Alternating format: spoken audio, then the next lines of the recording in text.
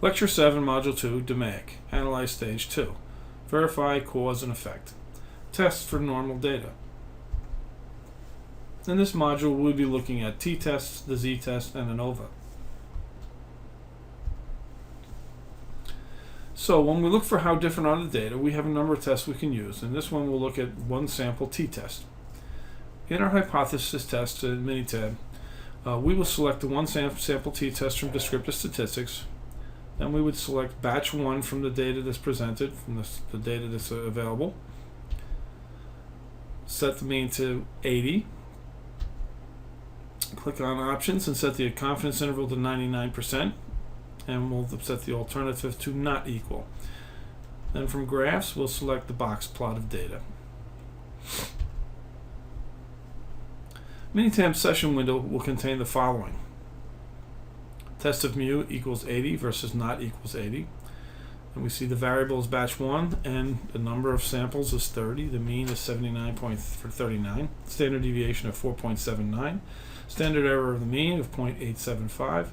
Our confidence intervals are 76.98 and 81.80. And the t-test is 0.7 and the test statistic rather is 0.7 and the p-value is 0.491. Minitab, as you see, automatically states our null hypothesis for us. So if mu, or the mean, is equal to 80, and our alternative hypothesis, which is the mean, is not equal to 80. We can see that the test mean of 80 is well within the calculated confidence intervals, from 76 to 81, so 80 fits in there. And Minitab calculates a p-value, which if it was less than 0.05, 5%, we would have to reject our null hypothesis of mu equals 80.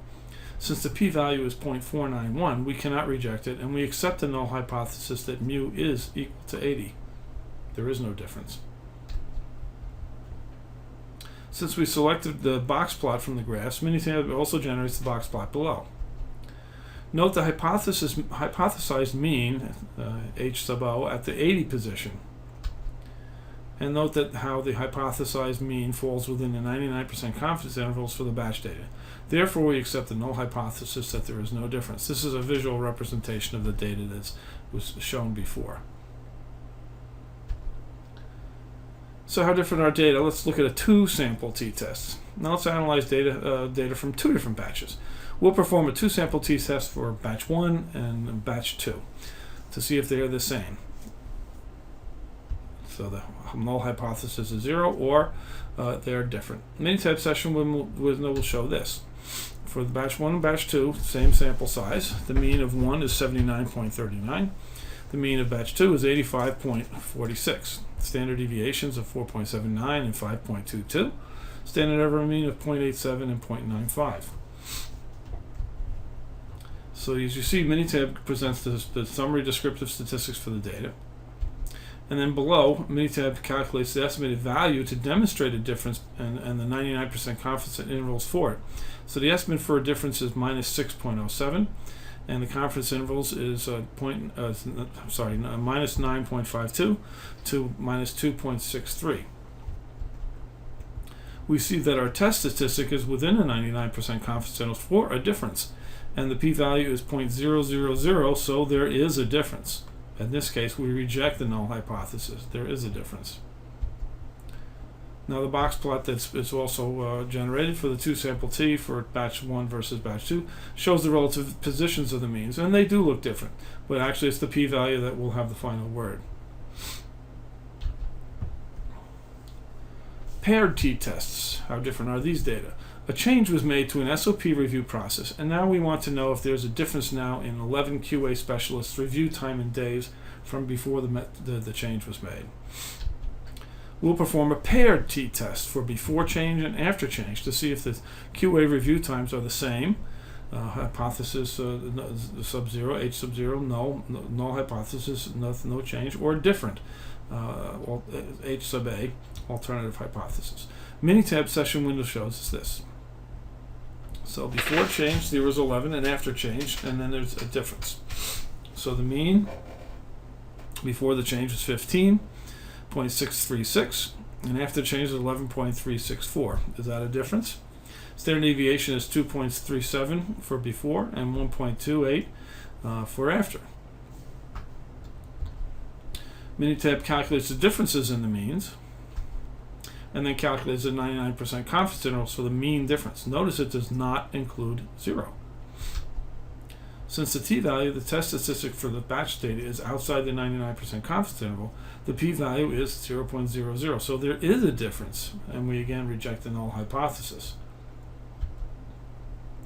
Here we see the box plot for the paired t-tests for comparing the 11 QA specialists' review time in days, and it shows the mean difference of 4.2 days with a 99% confidence interval of 1.8 to 6.7 days. The confidence interval does not include the 0, which we would expect for no difference, indicating that there is a difference. And finally, again, the p-value is 0.000, so we must reject the null hypothesis. Here's our hypothesis mean of 0 differences, and the 99% confidence interval for the differences. Clearly, they are not overlapping, so they do not contain the same space. So again, how different are the data? There's also the one-sample z-test, and this allows us to analyze 2 batches where we know the standard deviation to see if the means are the same. So in this case, we'll look at the means equaling 90. So we'll perform a one-sample z-test for batches 9 and 10 to see if their means equal 90, and that'll be our. There should be no difference between our batches and 90, or they are different. Minitab session window shows us this. Test of mu equals 90 versus not. So it states our null hypothesis and our alternative with an assumed standard deviation of 7.5. Now the calculated z-scores and confidence intervals are shown for batches 9 and batches 10. As we see for batch 9, the p-value is 0.00, so there is a difference. Reject the null hypothesis. For batch 10, the p-value is 0.528, so there appears to be no difference except the null hypothesis in this case. One batch is different, one is not. And here we see the box plots for the batches 9 and batches 10 show the relative position of the hypothesized mean. For batch 9, the hypothesized mean is outside the 99% confidence intervals for the data, so we reject the null hypothesis. For batch 10, the null hypothesis mean is within the 99% confidence intervals. So in this case, we do accept the null hypothesis. And just note that there are 2 outliers in the data here. So even those did not pull us outside. Now, suppose we want to compare the data for 4 different batches and see if they are different from each other. And this will bring us into the ANOVA test.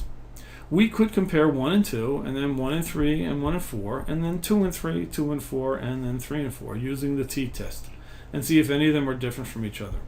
Now, using Minitab is quite fast, but why would we want to do 6 analyses when we can do just 1? But even worse than that, doing separate t-tests increases the risks of making a type 1 error. Each time we do one, we add to the fact that we're making a type 1 error, potentially a type 1 error. Now, in a very clever way, ANOVA allows us to simultaneously analyze all 4 batches at the same time without suffering from increased chances of type 1 errors. And we will compare the data for batches 1, 2, 3, and 4. Minitab calculates the means and standard deviations for all 4 batches and then calculates a pooled standard deviation. Minitab creates a plot of the means but calculates the confidence intervals using the pooled standard deviation for all 4 batches rather than their own standard deviations. Notice here that for batch 2, the data seems to be standing outside all the other data. ANOVA is similar to regression analysis and uses the R-square value. If there was no difference, the R-square value would be 0. As we see, there is somewhat of a difference here. The p-value is 0.00, so there is a difference. Reject the null hypothesis. The box plots from the ANOVA for batches 1 and 4. The means of all batches are similar except batch 2. As we see, all those batches fairly much line up except for batch 2. There does visually seem to be a big difference between batch 2 and the other batches. And statistically, we have demonstrated that.